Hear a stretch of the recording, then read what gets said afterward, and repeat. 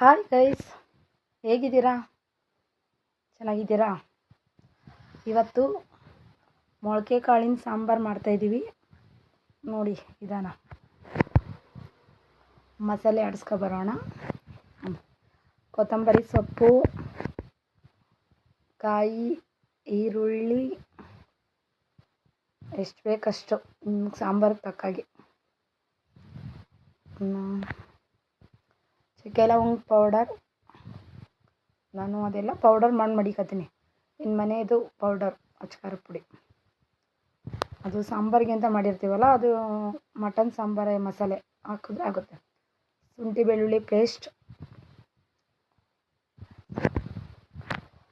ಇದನ್ನ ರುಬ್ಕೊಬರೋಣ ಬನ್ನಿ. ಸ್ವಲ್ಪ ಅರಿಶಿಣ, ಅದ ರುಬ್ಕೊಬರೋಣ ಬನ್ನಿ.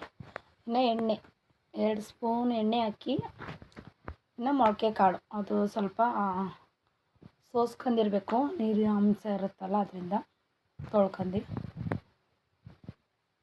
ಚೆನ್ನಾಗಿ ಡ್ರೈ ಮಾಡಿ.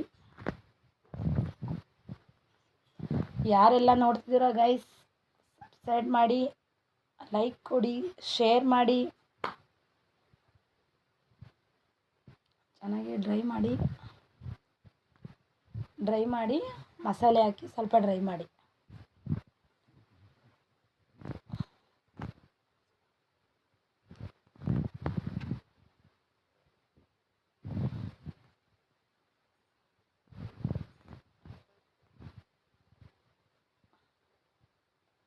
ಚೆನ್ನಾಗಿ ಫ್ರೈ ಮಾಡಿ.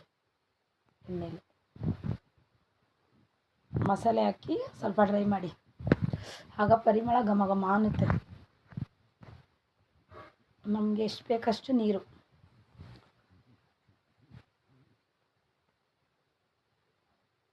ನಾನು ಸಾಂಬಾರು ಮಾಡ್ತಾ ಇರೋದು ಇಡ್ಲಿ, ದೋಸೆ, ರೊಟ್ಟಿ, ಅದಕ್ಕೆ ಆಗುತ್ತೆ.